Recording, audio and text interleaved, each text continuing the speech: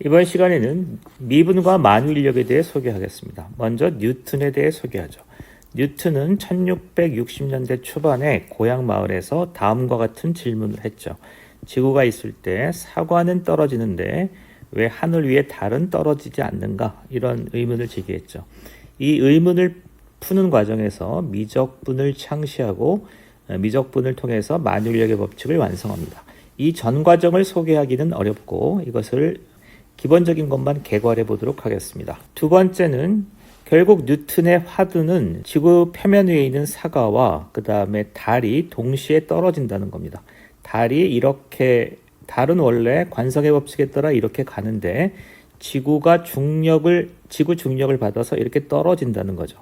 결과적으로 사과와 달 모두 지구 표면을 향해 떨어진다는 겁니다. 자, 이것을 추적하기 위해서 낙하 운동을 해야죠. 사과가 있고 사과를 가만히 놓으면 이걸 자유낙하 운동이라고 합니다. 그러면 어떻게 되느냐는 건데 사과가 떨어짐에 따라 점점 속도가 빨라지죠. 이것을 갈릴레이는 어떻게 가정했냐면 속도는 시간에 따라 빨라지는데 이렇게 상수배만큼 빨라진다고 생각했습니다. 자, 이거를 우리가 앞서서 배운 미적분을 적용하면 속도를 시간에 대해서 적분하면 거리가 되는 거죠. 그러니까 2분의 1 AT 제곱이죠. 플러스 C면 이 점을 0초일 때 0인 곳에 있다라고 가정하면 이렇게 됩니다. S 이퀄 2분의 AT 제곱은 자유낙하하는 운동이 하는 거죠. 그러면 사과는 지구 표면 위에 있죠. 그러면 지구 중력의 영향을 받기 때문에 이거는 항상 일정한 상수입니다.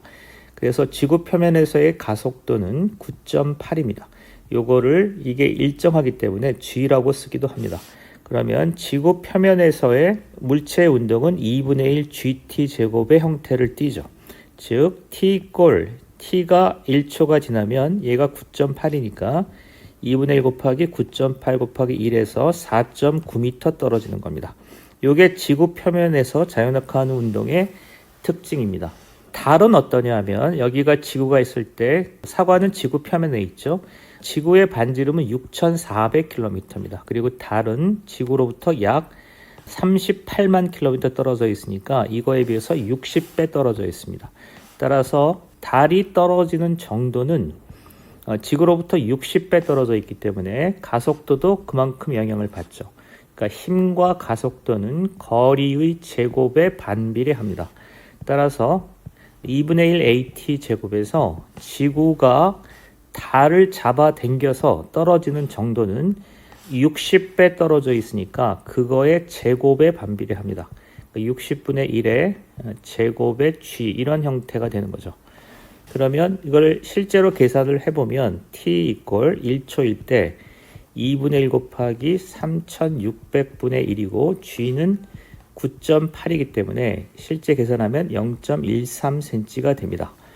이렇게 뉴턴은 사과가 떨어지는 정도와 달이 떨어지는 정도를 수학적으로 계산했습니다. 만유인력의 법칙을 어떻게 유도하냐면 사과가 떨어지죠. 그리고 달도 지구 중력을 받아서 떨어집니다. 이렇게 떨어지죠. 그리고 수학적으로 계산한 바로 그곳에서 달이 있었습니다. 그러니까 천문학적 관측치와 그다음에 수학적 계산 결과가 맞은 거죠. 그러면 지구가 사과에 미치는 힘과 동일한 힘이 달에 미치고 있다라고 볼 수 있습니다. 그러하다면 지구와 달 사이의 관계가 그러하다면 만물도 그러할 것이다. 그래서 만유인력의 법칙이죠. 만물에 인력이 작동한다는 법칙입니다. 이것이 뉴턴, 미분, 미적분, 그리고 만유인력으로 이어지는 하나의 흐름, 스토리입니다. 이상 마치겠습니다.